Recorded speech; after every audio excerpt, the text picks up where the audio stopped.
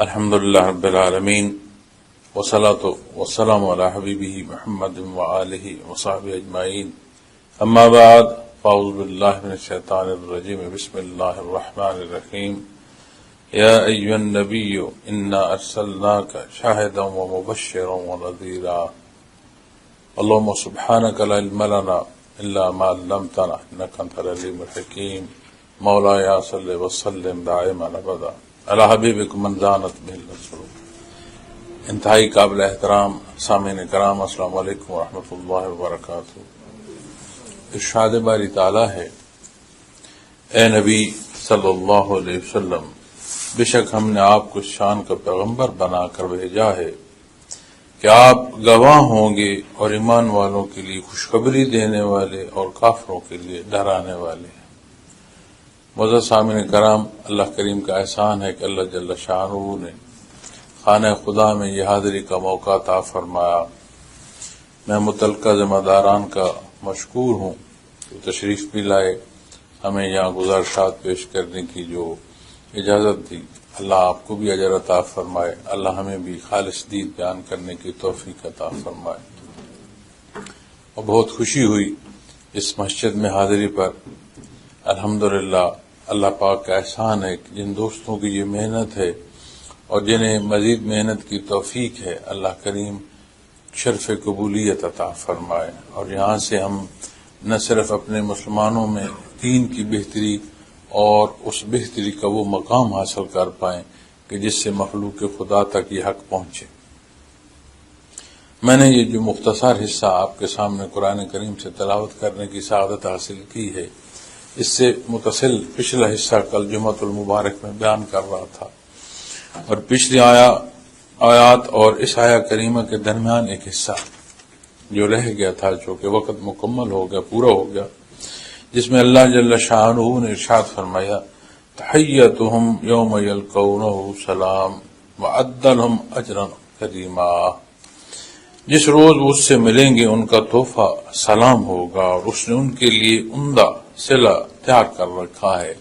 اللہ کریم نے یہ وہ موقع ارشاد فرمایا جو روز محشر کا ہے، جہاں ہر ایک نے ہر صورت حاضر ہونا ہے، اور وہاں جسے سلامتی نصیب ہو، ہم جسے سلام کہتے ہیں، وہاں ہم سلامتی کی دعا کرتے ہیں، السلام علیکم، تو یعنی ہم سلامتی کی دعا کرتے ہیں، اور اللہ جل شانہ سلامتی عطا فرمانے والی ذات ہے۔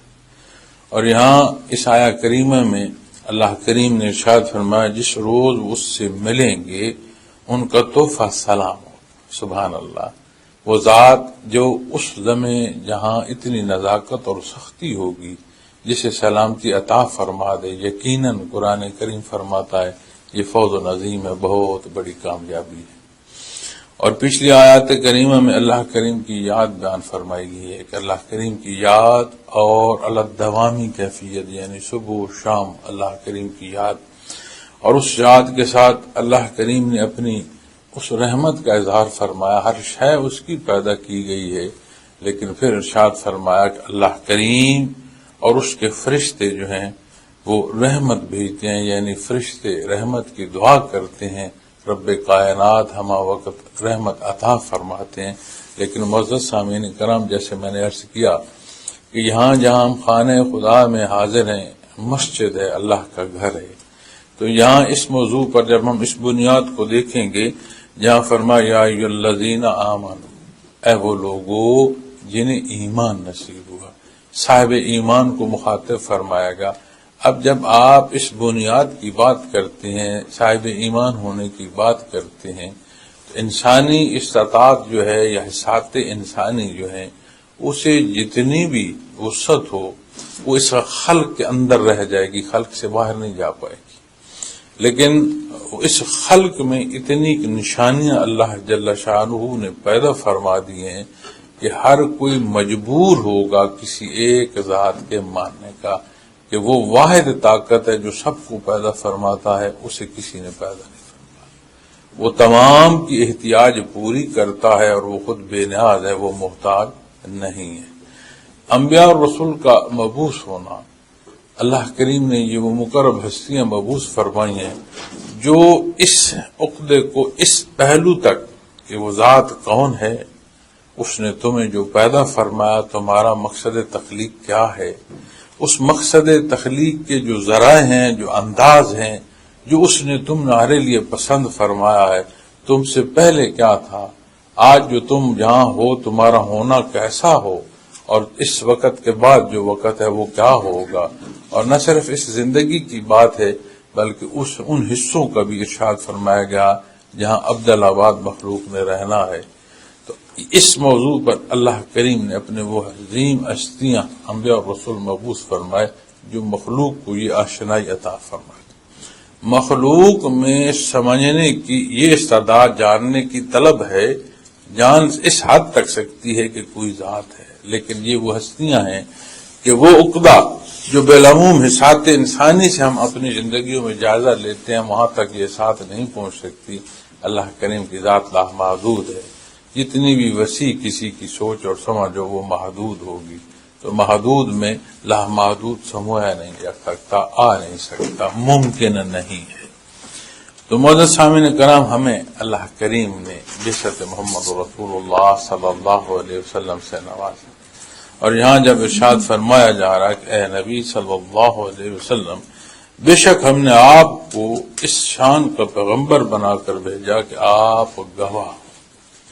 قرآن کریم جہاں کتب سابقہ کا ذکر فرماتا ہے ان مبارک کلاموں میں بھی نبی کریم صلی اللہ علیہ وسلم کا فرمان، آپ صلی اللہ علیہ وسلم کا خاتم النبیین ہونا، آپ صلی اللہ علیہ وسلم کا امام الانبیاء ہونا، نہ صرف آپ کی ذات بلکہ آپ کے خدام تک کا بھی ذکر ہے۔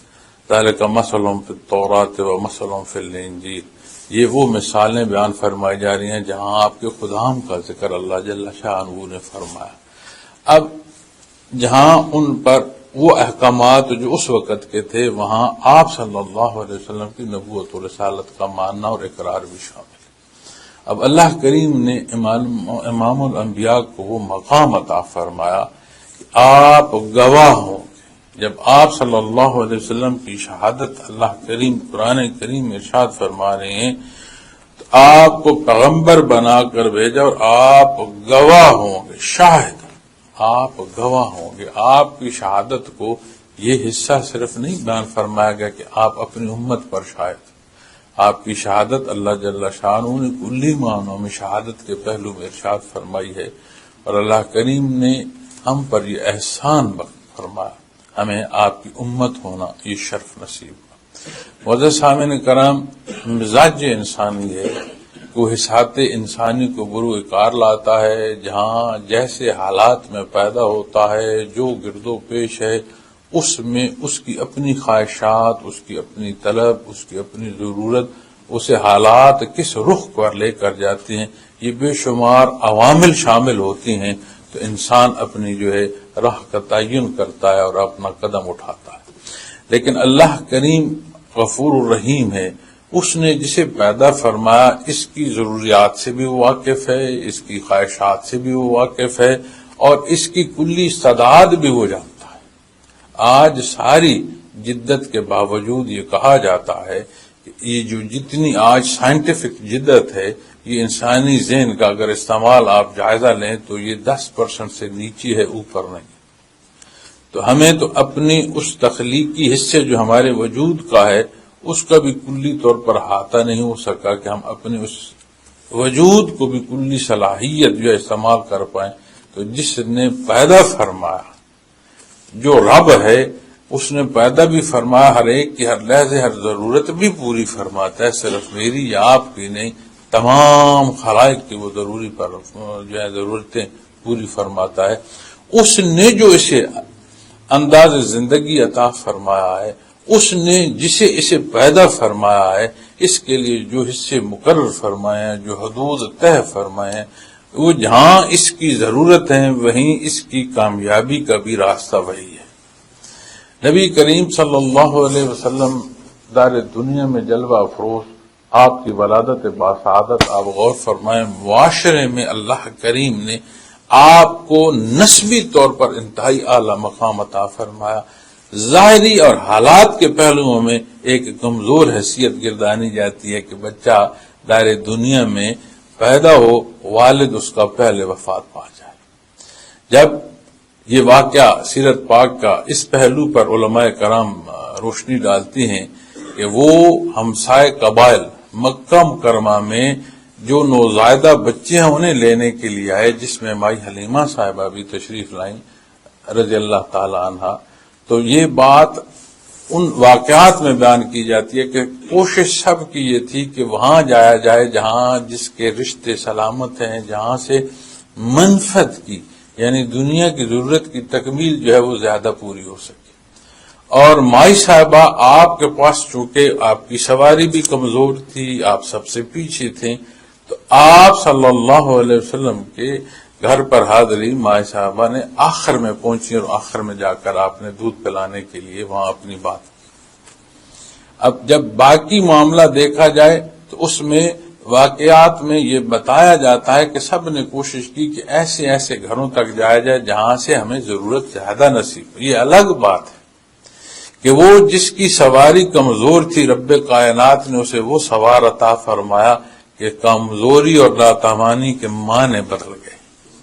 یہ الگ بات ہے، اس کی اپنی شان کس کے نصیب میں اس نے کیا لکھا، لیکن مقصد یا جو نقطہ میرا پیش کرنا ہے آپ کے سامنے کہ معاشرے میں وہ کمزوری یا حیثیت جسے بالعموم سمجھا جاتا ہے، رب کائنات نے جہاں مخلوق کو درس دینا ہے اس نے اس درس کی ابتدا وہاں سے فرمائی۔ پھر بندے کو اپنے عزیز و اقارب محسوس ہوتا ہے کہ یہ میرا قوت بازو ہے، اور یقیناً قوت بازو ہوتی ہے۔ پھر جہاں رہتا ہے اس رہنا اور اس جگہ سے جہاں خود کو پیار ہوتا ہے وہاں کے حالات بھی اس کی موافقت کے ساتھ چل رہے ہوتے ہیں بالعموم۔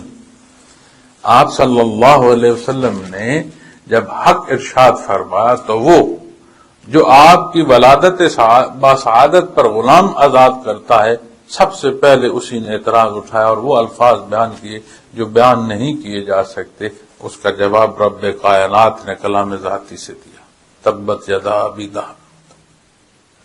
کتنا قریبی رشتہ ہے، اور وہاں جہاں قوت ہے آپ غور فرمائیں کہ ظاہری پہلوؤں میں کتنی کمزوری جو ہے وہ واقع ہو۔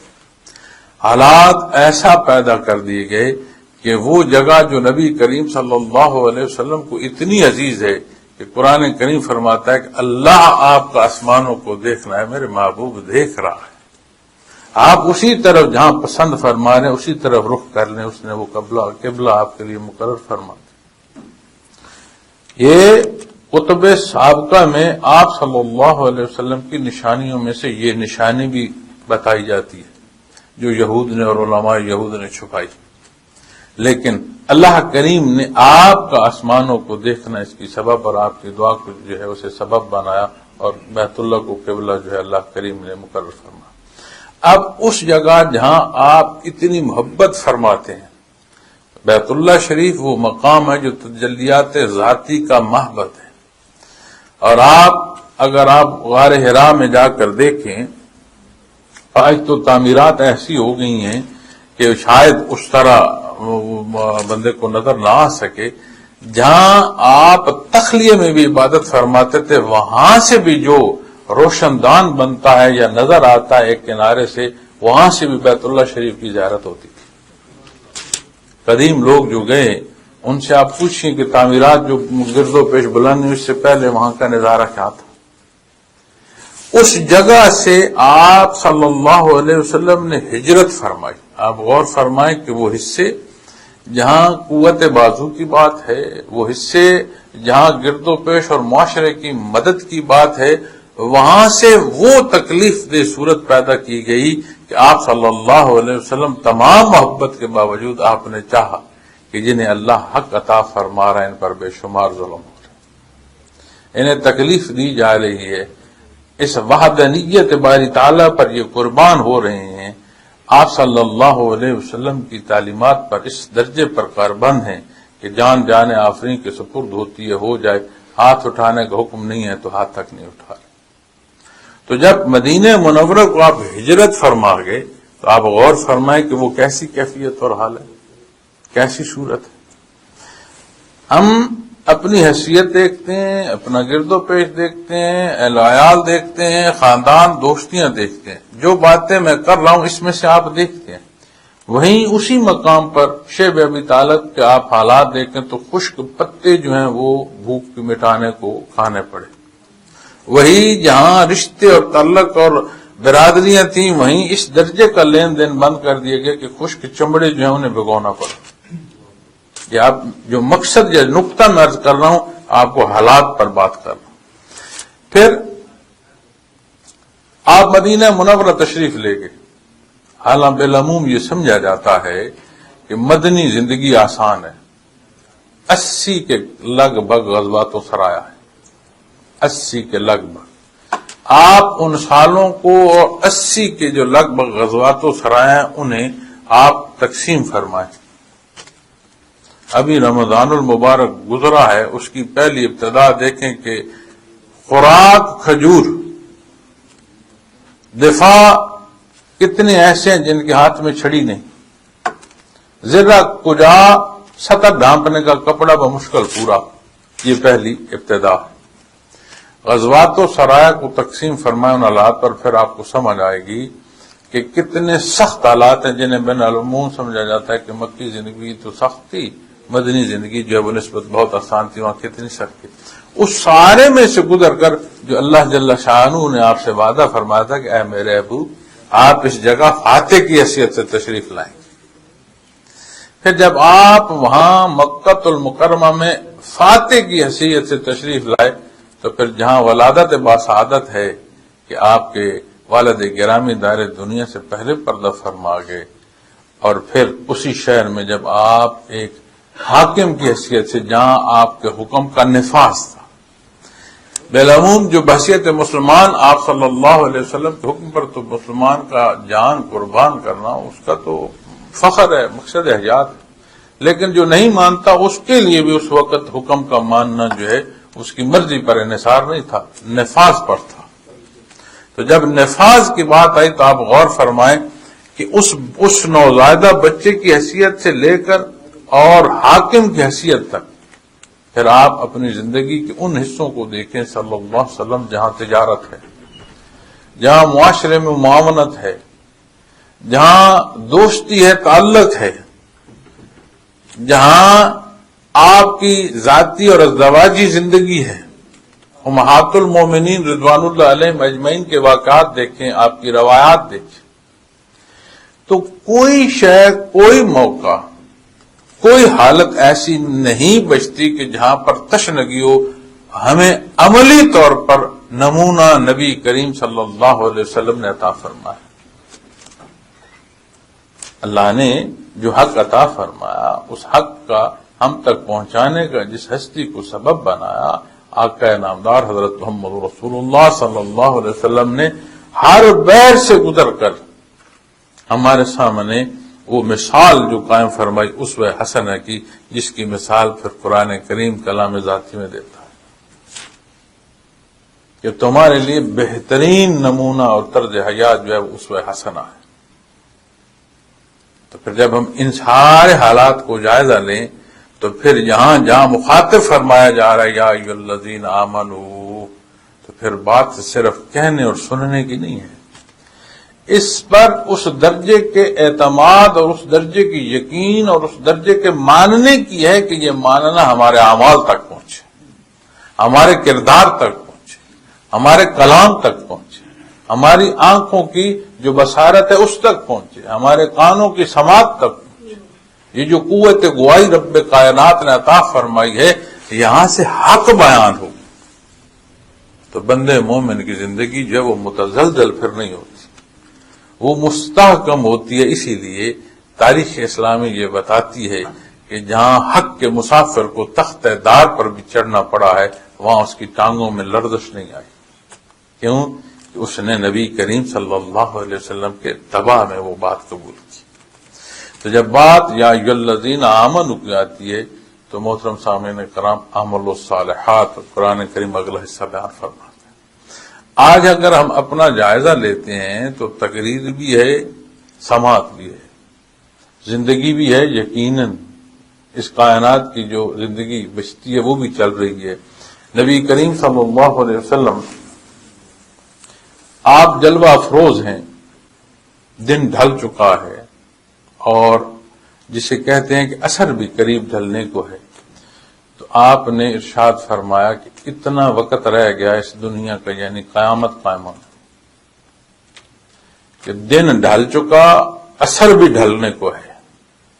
سائے روایات میں ملتا ہے کہ سائے طویل ہو گئے، یعنی سائے اپنے اصل حجم سے، جس شے کا سایہ ہے اس کے حجم سے طویل ہو گئے۔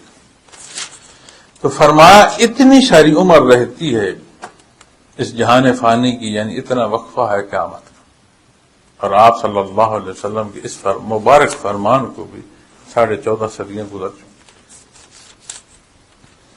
تو اس دائرے دنیا کی زندگی جو ہے یا حالات جو ہیں، اس میں پھر میری اور آپ کی اپنی جو زندگی ہے اگر ہم اسے غور فرمائیں تو اسے قیامت صغیرہ کہتے ہیں، کہ جب کسی پر موت واقع ہوتی ہے کہ اس کی اعمال کی کتاب بند ہو جاتی ہے۔ تو جس کے اعمال کی کتاب بند ہوگی وہ کتاب پھر حساب کتاب والے دن کھلے گی، تو اس کا عمل تو رک گیا۔ تو جب عمل رک گیا تو ایک صغرا حصہ جو قیامت کا ہے وہ ہر کسی پر وارد ہو۔ تو آپ صلی اللہ علیہ وسلم کا مبعوث ہونا مسلمان کو اور صاحب ایمان کو جو بشارت ہے وہ کیا ہے؟ اللہ جل شانہ نے ارشاد فرمایا ہے تحیتہم یوم یلقونہ سلام۔ کیا کرم ہے، کیا احسان ہے، جہاں ہر کوئی تڑپ رہا ہوگا قیامت کی سختی کو دیکھتے ہوئے۔ اس سختی کو قرآن و احادیث میں آپ دیکھیں تو ماں بچے کی پہچان سے آ رہی ہوگی، اسے کوئی نہیں پتہ ہوگا کہ کوئی بچہ بھی ہے یا نہیں۔ جہاں بدی ہے، جہاں نور ایمان نہیں ہے، ان کی کیفیت قرآن بیان فرماتا ہے کہ وہ کہیں گے کہ میرے رشتے، اولاد، خاندان، بیٹے، ساری دنیا کے لوگ کوئی لے لے، آج مجھے کوئی ذریعہ بن جائے کہ میں چھوٹ جاؤں۔ اس لمحے پر اتباع محمد رسول اللہ صلی اللہ علیہ وسلم جنہیں نصیب ہے، جنہیں ایمان کا یہ درجہ نصیب ہو، ان کے اعمال صالح اور رب کائنات اس دن انہیں سلامتی ارشاد فرمائے۔ تو یہ وہ بشارت ہے جو آپ صلی اللہ علیہ وسلم سنا رہے۔ جہاں بات آتی ہے نا شہادت کے بعد، وہاں شہادت آپ کی امت سے لے کر کل مخلوق میں آئے گی۔ پھر جب بات آتی ہے نا خوشخبری کی، تو یہ حصہ جو میں نے آپ کے سامنے عرض کیا، وَنَذِيرًا، اور ڈرانے کے لیے، کافروں کے ڈرانے، ان کے کفر کے سبب، کہ جو نتائج مرتب ہوں گے اس کفر پر، جہاں ہمیشہ آگ کا ایندھن بننا ہوگا، اس سے بچنے کا آج دن ہے۔ آج موقع ہے کہ اس سے بچا جائے۔ اب اس زمن میں جہاں ہمیں یہ ضرورت ہے ہم اپنے اس ماننے اور اس عقیدے کے ساتھ اپنے اعمال کو دیکھیں، یعنی ضروریات دین کو جانیں۔ جیسے میں حاضر ہوا یہاں تو میں نے دعا کی کہ اللہ کریم اس محنت کو قبول فرمائے کہ اس مسجد میں، اب اس مسجد سے جو تعلیم و تعلم ہے، یہاں مولانا صاحب یا مفتی صاحب ہی کے ذمے نہیں ہے کہ انہی کے ذمے رکوع سجود ہے، اللہ نے انہیں علم عطا فرمایا، اللہ اور عطا فرمائے، ان سے استفادہ کے ضروریات دین ہم سب جانیں۔ ہم جانیں گے تو اس پر عمل کر پائیں گے، عمل کر پائیں گے تو اعمال الصالحات کے حکم کے تحت آئیں گے۔ پھر جہاں آپ صلی اللہ علیہ وسلم کو اللہ کریم نے فرمایا وَنَذِيرًا، اور کافروں کے لیے ڈرانے والے ہیں، تو جہاں حق نہیں ہے وہاں تک حق پہنچانے کی بات جب آئے گی تو پھر میں اور آپ پھر اس حصے میں ذمہ داروں میں نظر آئے۔ بلغوا عنی ولو آیا، کما قال محمد رسول اللہ صلی اللہ علیہ وسلم۔ ہمارے ذمے ہے ضروریات دین ہم جانیں، ہمارے ذمے ہے کہ ہم اسے اختیار کریں، اس اختیار پر ہم قائم رہیں اور مخلوق خدا تک یہ حق پہنچانے کے اپنا سبب و تدبیر کرتے رہیں۔ نتائج ہمارے ذمے نہیں ہے، یہ اس کے دست قدرت میں ہے، ہمارے ذمے اپنا حصہ ہے کہ ہم اسے خالص ادا کریں۔ اب اسی موضوع میں جو پہلی آیت کریمہ میں جہاں اللہ جل شانہ نے ارشاد فرمایا یا ایھا الذین آمنوا اذکروا اللہ ذکرا کثیرا، اللہ کو کثرت سے یاد کرو۔ تو معزز سامعین کرام، ایک حصہ جو ظاہر میں ہے اسے کہتے ہیں تعلیمات محمد رسول اللہ صلی اللہ علیہ وسلم، جو حصہ کیفی ہے، جہاں تصدیق قلب کی آتی ہے، صرف ماننا ایمان نہیں ہے، اس ماننے کو یہاں خانے دل سے اقرار بھی نصیب ہو، دل سے ماننا ہے، اسے کہتے ہیں کیفیات محمد رسول اللہ صلی اللہ علیہ وسلم۔ تو یہاں جب بات آتی ہے کہ لوگوں کو ذکر سے کھایا جائے، محنت کرائی جائے، اس سے مراد یہ نہیں ہوتا کہ کسی انفرادی شخصیت کی بات ہے، نہیں، ہمیشہ یاد رکھیے گا بات کبھی نہ پیر صاحب کی ہوگی، بات کبھی نہ مولانا کی ہوگی، بات اللہ کی ہوگی، اللہ کے حبیب صلی اللہ علیہ وسلم۔ یہ امتحان ہے یہاں سے بولنے والے کے لیے، اور انتہائی نزاکت ہے کہ بات اللہ اور اس کے حبیب کی کر رہا ہو اور بیچ میں اپنی ذات رکھ رہا ہو، حساب اس نے بھی جا کر اللہ کو دینا ہے، اور وہاں کوئی چیز پوشیدہ نہیں ہے۔ وہ وجود جن کا استعمال کرتے ہوئے ہم خواہشات ذاتی کی تکمیل چاہتے ہیں، یہی وجود قیامت کے دن شہادت دے رہا ہوگا کہ بار الہ اس نے مجھے اپنی مرضی کے لیے استعمال کیا۔ وہ شہادت تو ہے جو لکھی جا رہی ہے، اور وہ خود شاہد ہے، ہر شے اس کے حضور حاضر ہے، اس کی ذات علیم ہے، اس کے باوجود یہ شہادت وجود کے حصے دے رہے ہوں گے، اور پوچھے گا کہ تو میرے خلاف تو کیسے بول رہا ہے، تو وہ وجود کا حصہ اسے جواب دے گا جس نے تمہیں بولنے کی طاقت دی تھی یا طاقت دی تھی، اسی نے مجھے بھی طاقت دی ہے، تو میں اس کے حضور شہادت دے رہا ہوں۔ تو آج جہاں ہم بس رہے ہیں، جو وقت ہمارا گزر رہا ہے، جس کی نزاکت کا احساس کرتے ہوئے ہم دنیاوی امور کی تکمیل کے لیے ہمہ وقت کوشاں رہتے ہیں، انہی دنیاوی امور کی تکمیل کو یہ دیکھنے کی ضرورت ہے کہ اللہ اور اس کے حبیب نے جہاں جو فرمایا، یہ دنیا اپنے اپنے درجوں میں، دنیا کے امور جو ہیں یہ عبادت میں داخل ہو جائیں، اس منشا پر ہو جو اللہ نے فرمائی، اس راہ پر اور اس ڈگر پر ہو جس کی تربیت نبی کریم صلی اللہ علیہ وسلم نے فرمائی۔ اب جاننے تک بات آتی ہے تو حق کا جاننا، معزز سامعین کرام، ہم دیکھتے ہیں لوگ مانتے ہیں، جس سے پوچھو کون مسلمان ہے یہ جو کہے کہ وحدہ لا شریک نہیں ہے، کون ہے مسلمان جو آپ صلی اللہ علیہ وسلم کی نبوت و رسالت اور عظمت پر ہماری زبان گنگ ہو جائے، الفاظ نہ ہو، علم کی کمی ہو، اس میں کوئی کمی نہیں کہ اس شان کے ماننے میں کوئی کمی آ جائے، نہیں، لیکن یہ ماننا، یہ اقرار اگر میرے کلام میں نہیں ہے، میرے اعمال میں نہیں ہے، میری روزمرہ کی زندگی میں نہیں ہے، میرے بڑے کے ساتھ جو تعلق ہے اس کے ادب کی صورت میں نہیں ہے، جہاں ایک مجھ سے چھوٹے کے ساتھ شفقت درکار ہے وہاں نہیں ہے، تو پھر ماننا کیا ہو، اس ماننے کا درجہ کیا ہو؟ تو سمجھ آئی کہ جو مان رہے ہیں اس کے ساتھ اس درجے کا یقین چاہیے یہاں پر کہ جو ہمیں اس عمل تک پہنچائے، اور جو بادشاہ ہے نا وجود کا، وہ دماغ نہیں ہے، وہ یہاں اس سینے میں گھر ہے، یہ جو قلب ہے جسے نبی کریم صلی اللہ علیہ وسلم نے ایک گوشت کا لوتھڑا فرمایا اس میں اگر فساد ہوگا تو کل وجود میں فساد ہوگا، فرمایا اس میں اصلاح ہوگی تو کل وجود کی اصلاح، الا وہی القلب، اور خیال رکھنا یہ تمہارا قلب ہے۔ یہ جب فیصلہ کرتا ہے نا معزز سامعین کرام، پھر چوں چراں وجود نہیں کر پاتا، کوئی غلط سے غلط بھی کام کر دے نا، اس سے پوچھو جواز، اور کوئی جواز نہ، وہ کہتا ہے میرا دل کر رہا تھا، میں دل کے ہاتھوں مجبور تھا، جانتا ہوں کہ کام غلط ہے لیکن میں دل کے ہاتھوں مجبور تھا۔ اس نے اپنے قلبی روش کو اس راہ پر ڈال دیا کہ جہاں وہ نفسانی خواہشات کی تکمیل میں پڑ گیا، حالانکہ اسے درکار اللہ کریم کا حکم ماننا تھا۔ تو جب شعبہ تصوف کی بات آتی ہے تو اس سے مراد یہ نہیں ہے کہ ہم کمال ذاتی بیان کریں، اس سے مراد یہ ہے کہ ایمان اس درجے کا پختہ نصیب ہو کہ ہمارے اعمال شہادت دے رہے ہوں، ہمیں تقریروں کی اور واعظ کی جگہ ہمارے اعمال تربیت کا سبب بن رہے ہوں، اس کا حاصل ہے۔ اور جیسے ائمہ کرام محنت کرتے ہیں ہمارے لیے، انہوں نے محنتیں کی، اللہ علماء کرام کی محنتیں قبول فرمائے، اسی طرح مشائخ اعظام نے بھی ساری زندگی محنتیں کر کے لوگوں کو اللہ کی یاد سکھائی ہے، محنت اور مجاہدہ کیے ہیں، تاکہ وہ جو مان رہے ہو اس پر ایمان اس درجے کا پختہ ہو کہ وہ ماننا اعمال تک آ جائے۔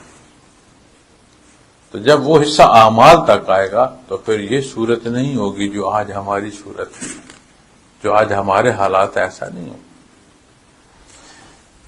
بندے مومن وہ ایسا محرک بنتا ہے، ایسا بعمل ہوتا ہے کہ وہ دوسروں کی عمل کا سبب بنتا چلا جاتا ہے، جو اسے دیکھتا ہے اس کی اصلاح ہونا شروع ہو جاتی ہے۔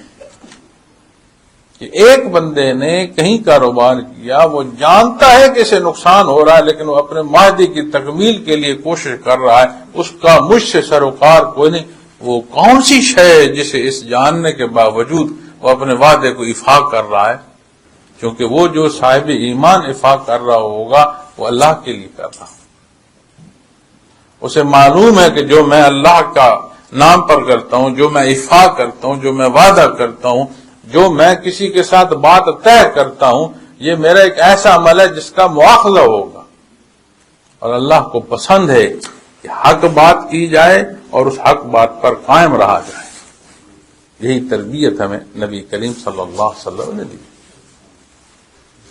تو بات سمجھ آتی ہے۔ ہاں، تو جب اس نقطے کو ہم سمجھیں گے تو ہمیں سمجھ آئے گی کہ ہاں دینی حصے مقابل نہیں ہے، مترادف ہیں، رخ ایک ہے۔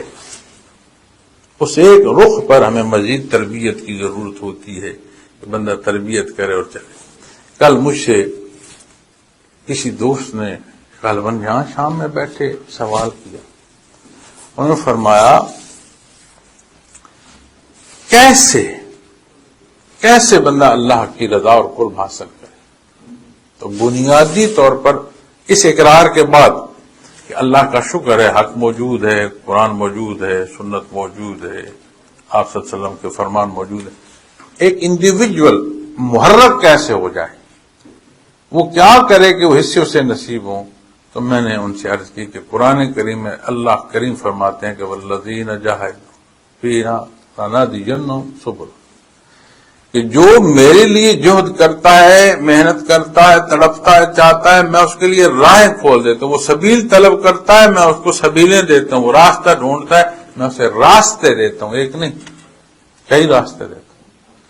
تو میں اور آپ اگر یہ یہاں سے جو نوری ایمان نصیب ہے، یہاں سے اللہ سے دعا فرمائیں، بار اللہ مجھے دین جاننے کی، دین پر عمل کی توفیق عطا فرما، بار اللہ ہمیں دین کے ہر پہلو سے آشنا فرما، ہماری زندگیوں کو سنت خیر الانام سے مزین فرما، تو پھر یہ وہ باتیں اور وہ پہلو ہیں کہ جس سے ہم ہر حصے سے استفادہ حاصل کر لیں۔ تو یہ وہ استفادہ ہے محترم سامعین کرام جس سے اس زندگی ہی میں نہیں بلکہ اخروی اور ابدالآباد زندگی تک کی جو تعمیر ہے وہ نصیب ہو۔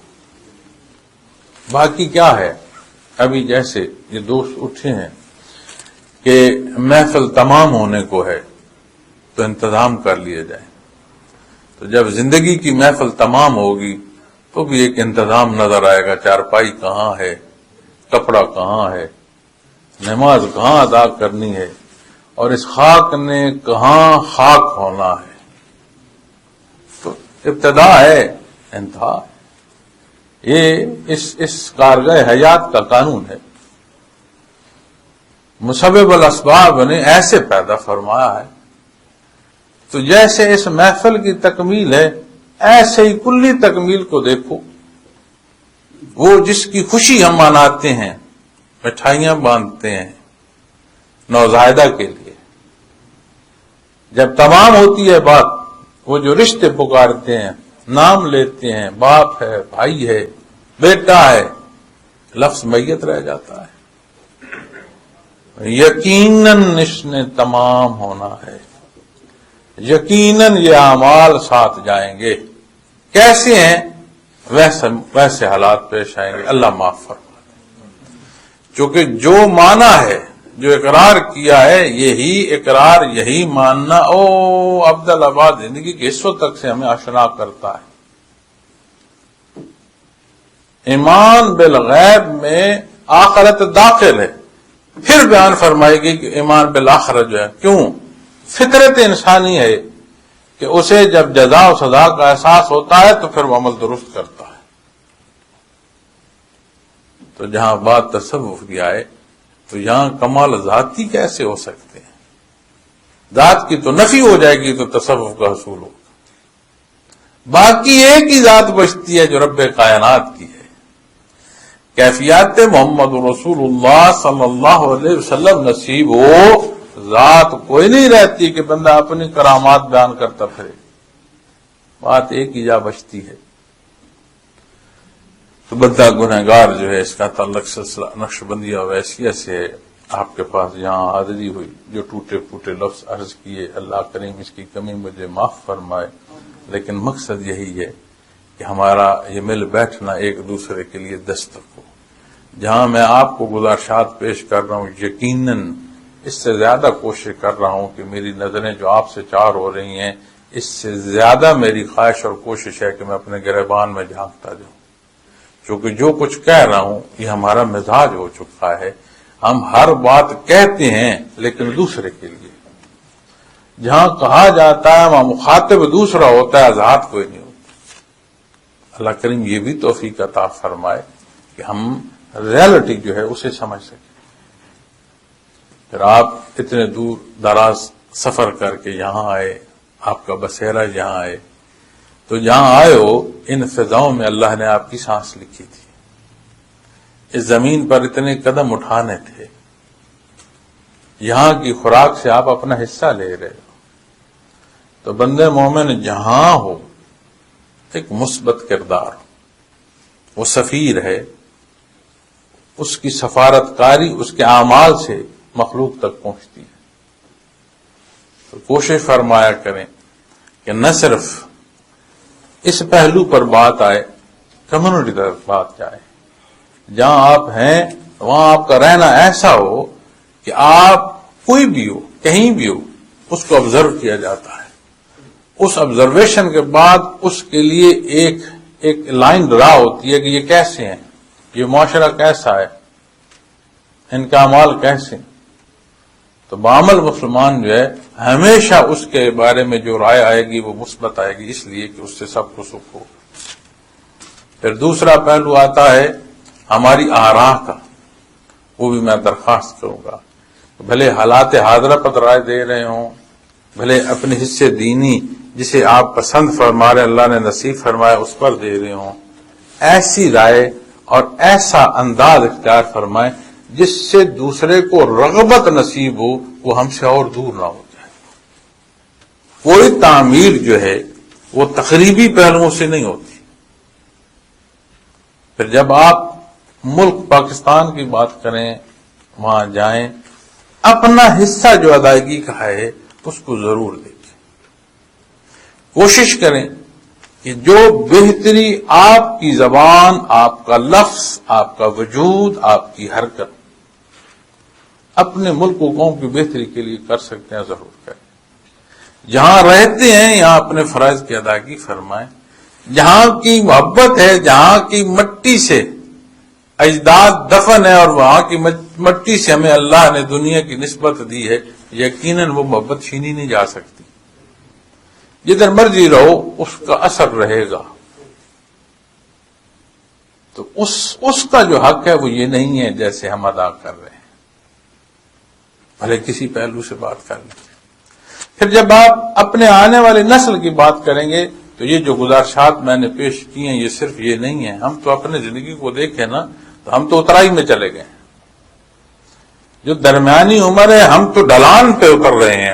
ہم اب زندگی کی سٹیبلٹی پر نہیں ہیں، ہم ڈھلان پر چلے گئے ہیں. یہ جو درمیانی عمر ہے، ہمارے پیچھے ہمارے بڑے پیارے جو ابھی زندگی کی جو چڑھائی چڑھ رہے ہیں، جو اس کی بلندی کو دیکھ رہے ہیں، وہ ہمارے بعد ہے. ہماری اولاد ہے جو ہمیں جان سے عزیز ہے، جس کے لیے ہم تنگ ہوتے ہیں، جس کے لیے محنت مزدوری کرتے ہیں کہ نہیں اس کی ضرورت پوری ہونی چاہیے، اسے ہم کیا دے کر جا رہے ہیں. اس کی تربیت میں ہم سکول یا ہم میڈیا یا ہم مساجد کو رکھ کر فارغ ہو جائیں، یہ درست نہیں ہے. یقیناً مسجد انہیں اچھا پڑھائے گی، یقیناً جو سکول ہے وہ ان کی جو تعلیم ہے اچھی دے گی. میڈیا کے حالات کیسے ہیں، اس کی ضروریات کیا ہیں، اس سے استفادہ کیسے کیا جا سکتا ہے، یہ طے میڈیا نے نہیں کرنا، جو کہ ایک ٹول ہے، اس کا استعمال اچھا بھی ہو سکتا ہے، اس کا استعمال برا بھی ہو سکتا ہے۔ تو جو بنیادی انسٹیٹیوشن ہوگا وہ والدین ہوں۔ تو ہم دیکھتے ہیں، میں نے زندگی میں محنت کی، اتنی عمارات بنائی، اتنی گاڑیاں ہیں میرے پاس، اتنی جائیداد ہے، یہ سب کی ضرورت نہیں اگر اعلی اولاد بندہ پروان چڑھا لے۔ یہ سارا جہان میں رہ جانی ہے، اور نبی کریم نے فرمایا صلی اللہ علیہ وسلم، بہترین صدقہ جاریہ تمہاری اولاد ہے۔ وہ خوشی جو ان کو نہ صرف اس دنیا میں کامیاب کرے، ابدی زندگی جہاں ہمیشہ رہنا ہے، وہاں انہیں یہ نصیب، تحیتہم یوم یلقونہ سلام، انہیں یہ نصیب ہو۔ اس لیے عرض کروں گا، ان کے ساتھ وقت بسر کریں۔ جب تک بچے اپنے والدین کے ساتھ مشورہ کرتے ہیں، اپنی سوچ شیئر کرتے ہیں، تب تک وہ دور نہیں ہوتے۔ پاس بیٹھے رہیں، آپ سے اپنی سوچ شیئر نہ کر رہے ہوں، وہ پاس بیٹھنا قرب نہیں ہے، وہ بڑی دور کی دوری ہے، اور جس میں سے ہم گزر رہے ہیں۔ اللہ کریم میرا اور آپ کا حامی و ناصر ہو۔ سلسلہ عالیہ کا طریقہ ذکر عرض کر کے پھر دعا کریں گے۔ آپ نے کوئی میری رہنمائی فرمانی ہو، اس کے لیے بھی میں حاضر ہوں۔ تو طریقہ ذکر سلسلہ عالیہ میں جو ہے اسے پاس انفاس کہتے ہیں، کہ سانس کے ساتھ اللہ کے نام کا ذکر کیا جاتا ہے، قبلہ رخ بیٹھ کر تعوذ تسمیہ کر کے سانس اندر آئے تو خیال کریں لفظ اللہ سانس کے ساتھ اندر آئے اور دل کی گہرائی میں آئے، سانس باہر آئے تو خیال فرمائے لفظ ہو باہر آئے اور دل پر باہر سے ضرب کرے۔ اس طرح اللہ ہو، نام اللہ کا لے رہے ہیں، یہ جو طریقہ ہے، جس طرح تسبیح ہے نا، لکڑ پتھر یا کاؤنٹر، اسی طرح یہ ذریعہ ہے تاکہ گرد و پیش سے خیال ہٹے اور بندہ مرکوز ہو سکے۔ باقی بات میری نہیں ہے، اللہ کا نام نصیب ہو تو جائزہ لینا چاہیں تو قرآن و سنت پر پرکھ کیے گا کہ اللہ کا نام اور یہ یاد نصیب ہو رہی ہے تو اس کے نتیجے میں کیا ہو رہا ہے۔ اگر ادھر یہاں خانے دل سے ظاہر تک قرآن و سنت کا سفر ہے، ترقی ہو جائے، خدا نخواستہ کمزوری ہے، سفر شروع ہو جائے، تو پھر نہ کہنے کی کوئی بات رہتی ہے، نہ کوئی پھر بات سننے کی بچتی ہے۔ اللہ کریم میرا اور آپ کا حامی و ناصر ہو۔ وآخر دعوانا الحمد للہ رب العالمین۔